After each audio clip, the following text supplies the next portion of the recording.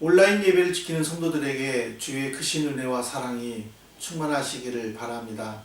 해마다 이맘때쯤이면 고난주간과 종료주일 또 부활주일을 분주하게 보낼 터인데 올해는 지구의 대유행병인 코비드-19 감염 염려로 교회 내 모든 모임은 취소되고 예배마저도 라이브나 온라인으로 드리고 있는 형편입니다. 모든 이들의 소망과 간절함이 하나님 보좌에 닿아서 하나님의 분노가 가라앉고 속히 바이러스가 안정되어 건강하게 일상생활로 돌아가기를 진심으로 소망해 봅니다. 요한복음 19장 1절부터 6절을 중심으로 역사의 아이러니라는 제목으로 말씀을 살펴보겠습니다.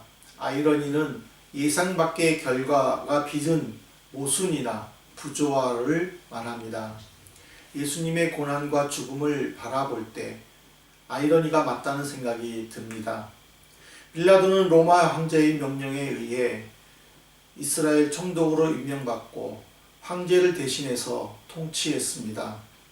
빌라도가 우주를 만들고 세상을 주관하는 하나님께서 보내신 메시아이신 예수님을 재판한다는 것은 상상할 수 없는 일로 조화롭지 못한 모습입니다. 그 역시 예수님을 신문하면서 조금씩 두려운 신비로움을 체험하게 됩니다. 요한복음 19장 9절에 다시 관정에 들어가서 예수께 말하되 너는 어디로부터냐 하되 예수께서 대답하여 주지 아니하시는지라. 너는 어디로부터냐 라는 질문은 너의 출신지가 어디냐 라는 의미가 아니고 너는 사람이냐 또는 신이냐 라는 질문입니다. 로마 사람들은 로마 신화를 통해서 신이 인간과 함께 살면서 다양한 모습을 보이는 것을 알고 있습니다. 빌라도 역시 신화를 읽고 배우고 듣는 과정에서 자연스럽게 그것을 알게 되었습니다. 그런데 유대인들이 우리 법대로 하면 자기가 하나님의 아들이라고 말하기 때문에 예수는 반드시 죽어야 한다라고 말할 때에 빌라도는 예수님의 신분에 대한 두려움을 가지게 된 것입니다. 그러면 예수님의 고난과 죽음이 왜 역사의 아이러니인가 세 가지로 살펴보려고 합니다. 첫 번째로 예수님은 부당한 대접을 받았습니다. 요한복음 19장 1절에 이에 빌라도가 예수를 데려다가 채찍질하더라. 요한복음 18장 28절 이하 19장은 신이신 예수님이 인간인 빌라도에게 재판받는 과정입니다. 예수님은 하나님의 아들이고 하나님과 함께 세상을 창조하셨습니다. 그리고 하나님의 계획에 순종해서 인간의 몸을 입고 이 땅에 오신 분이십니다. 예수님에게는 사소한 잘못도 없고 더러움이나 간사함이나 거짓은 더군다나 없는 분이십니다. 이런 분이 대제사장들을 중심으로 한 종교 지도자들과 바리새인과 사두개인들을 중심으로 한 산헤드린 공의의 의원들의 시기와 미움으로 빌라도에게 고발당하고 빌라도는 예수님을 신문하게 됩니다. 빌라도는 예수님을 신문하는 과정에서 아무 잘못이 없는 것을 발견하지만 백성들의 눈치 때문에 예수님을 점점 난폭하게 다루게 됩니다. 특별히 자기 스스로도 예수님이 잘못이 없다는 것을 알고 무엇보다 자기의 아내가 내가 이 사람 때문에 꿈속에서 아주 많이 고생했는데 너무 깊이 관여하지 말아달라는 그 부탁까지 받아 두려움은 더 컸습니다. 그러나 백성들은 자기의 의도대로 따라주지를 않게 됩니다. 결국 무죄 판결에 의한 석방이라는 자신의 계획은 접게 되고 불법인 줄 알면서도 예수님을 채찍질하도록 군사들에게 명령하게 됩니다. 불법이라는 단어를 사용한 이유는 당시 로마 형법에 보면 죄인에게 판결을 내리기 전에는 어떤 육체적, 정신적 억압을 받고 있었습니다. 근데 빌라도는 예수님에게 판결을 내리지도 않았고 또 자기 스스로가 아무 죄가 없다는 생각을 했음에도 군사들에게 채찍질하도록 명령했습니다. 당시 채찍은 짧은 막대기에 긴 가죽줄을 달고 그 가죽줄 끝에 쇠조각이나 뼈조각을 달았습니다. 그리고 채찍질 형벌을 받은 죄수는 옷을 벗고 등을 굽힌 상태에서 채찍을 맞게 됩니다. 그러면 채찍 끝에 있는 쇠조각이나 또는 뼈조각이 그 살점을 뜯게 되고 또 깊이 박힐 경우에는 장기까지 손상을 입게 됩니다. 또 이 채찍을 맞다가 죽는 사람들도 종종 생기게 됩니다. 그래서 이 끔찍한 형벌이 로마 시민권을 가진 사람에게는 해당되지가 않았습니다. 빌라도는 군사들에게 예수님을 채찍질하도록 명령했지만 군사들은 한 걸음 더 나아가 예수님의 머리에 가시로 만든 관을 씌우고 그리고 너무 낡은 자주색 천을 벗은 몸 위에 걸쳐줬고 그리고 갈대를 손에 들게 했습니다. 관을 머리에 쓰고 자주색 옷을 입고 쥐봉을 든 모습은 영락없는 왕의 모습이었습니다. 그러나 군사들은 예수님의 머리에 멋있게 장식한 관이 아닌 가시가 박혀있는 나무로 만든 관을 씌움으로 머리는 찢어져 피는 얼굴로 흘렀을 것입니다. 또 낡아서 더 이상 쓸 수 없는 자주색 천을 몸에 두르고 갈대를 쥐어주고 그 앞에서 유대인의 왕이여 평안할지어다 하면서 절하기도 하고 또 손으로 때리기도 하는 것은 비참하고 또 그것만큼 자존심 상한 대접받는 모습은 아니었을 것입니다. 예수님은 말로 표현할 수 없는 부당한 대접을 받으셨습니다. 그럼에도 그분은 단 한마디도 말하지 않으셨습니다. 두 번째로 예수님은 사람들에게 배신당하셨습니다. 요한복음 19장 6절에 대제사장들과 아랫사람들이 예수를 보고 소리질러 이르되 십자가에 못 박으소서 십자가에 못 박으소서 하는지라. 요한은 대제사장과 그의 부하들이 예수님을 죽이라고 소리쳤다라고 기록했지만 공간복음에서는 군중들이 예수를 십자가에 죽이고 바라바를 석방시키라고 소리질렀다라고 기록했습니다. 예수님을 죽이라고 고함질렀던 유대 군중들은 누구였습니까? 요한복음 6장 15절에 그러므로 예수께서 그들이 와서 자기를 억지로 붙들어 임금으로 삼으려는 줄을 아시고 배고픈 자기들에게 광야에서 오병이어의 기적을 체험케 한 그 예수님을 왕으로 삼으려고 했던 사람들이었습니다. 이뿐입니까?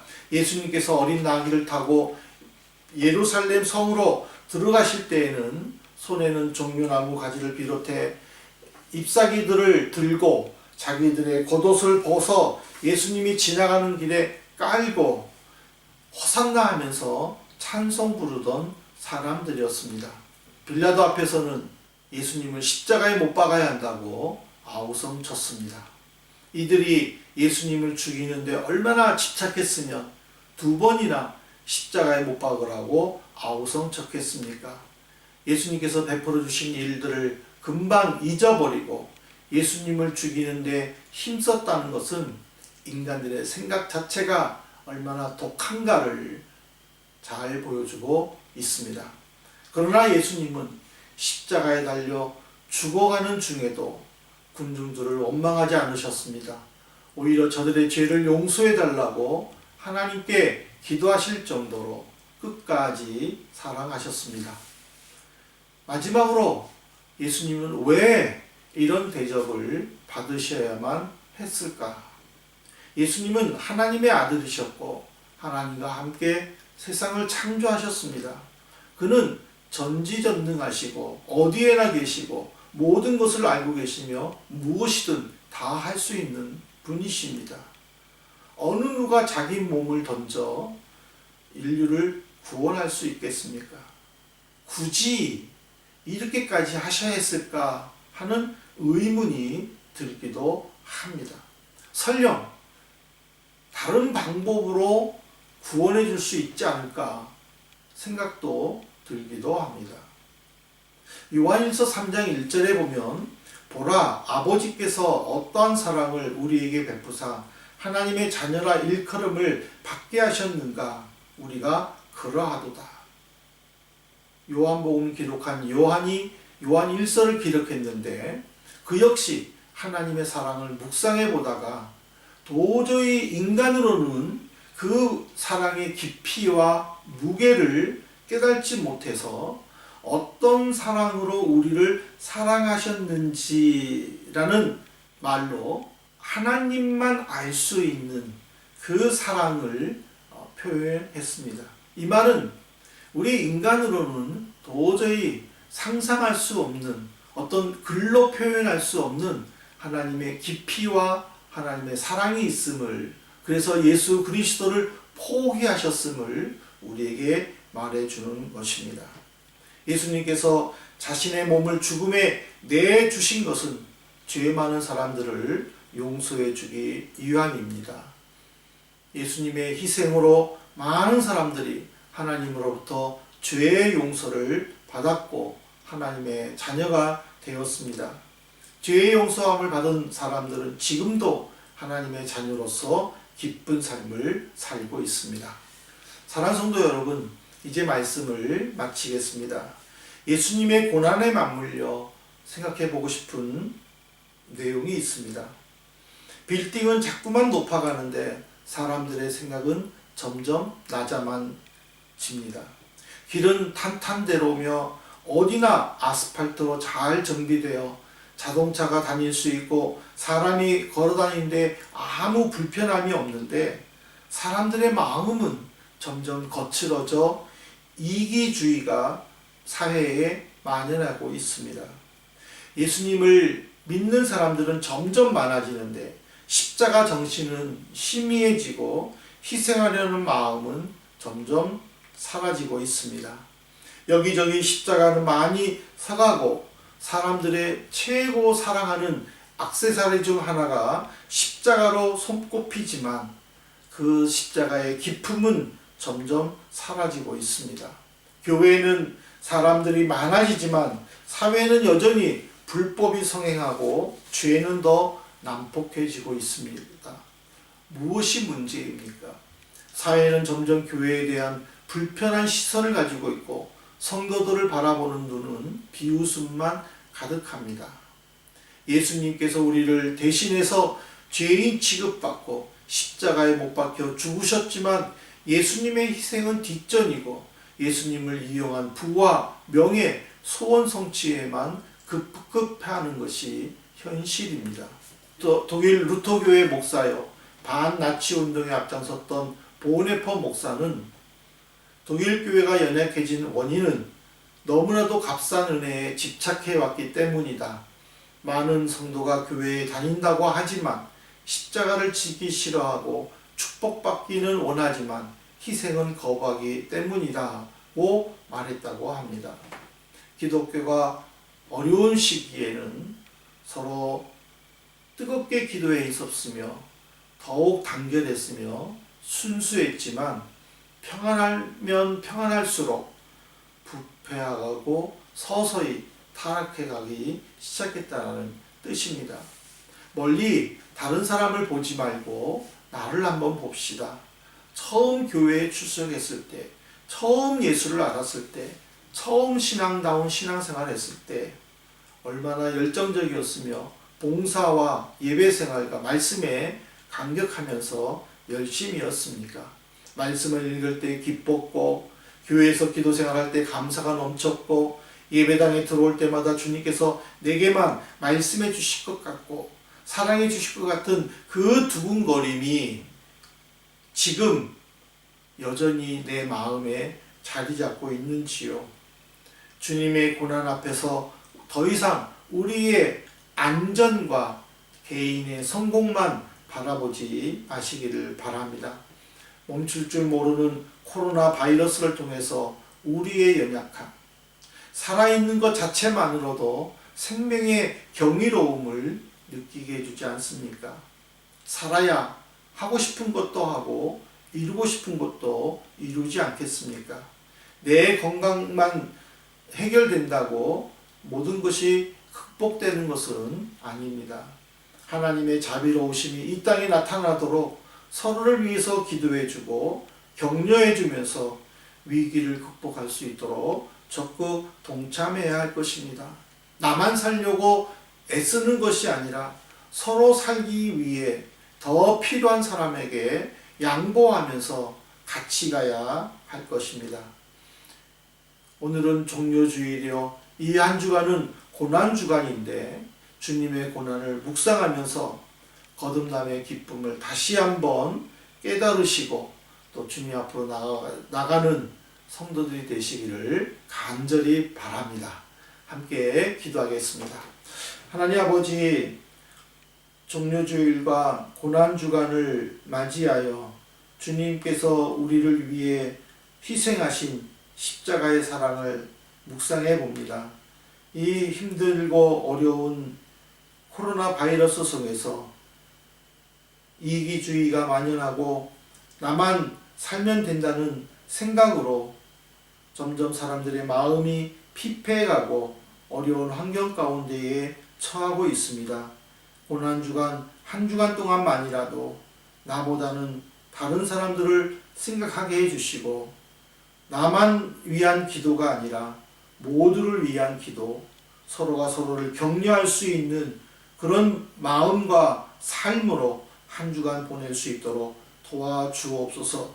주님, 우리를 위해 십자가에 죽으신 그 보혈의 피가 또 이 지구상에 유행한 코로나 바이러스 가운데 임하셔서 하나님의 자비가 또 하나님의 사랑으로 이 바이러스가 진정되고 완전히 물러갈 수 있고 모든 사람들이 건강하게 생활할 수 있도록 성령께서 인도하여 주옵소서. 한민의 성도들을 주의 사랑으로 지켜주시고 보호해 주시기를 간절히 사모하면서 예수 그리스도 이름으로 기도 올리옵나이다. 아멘.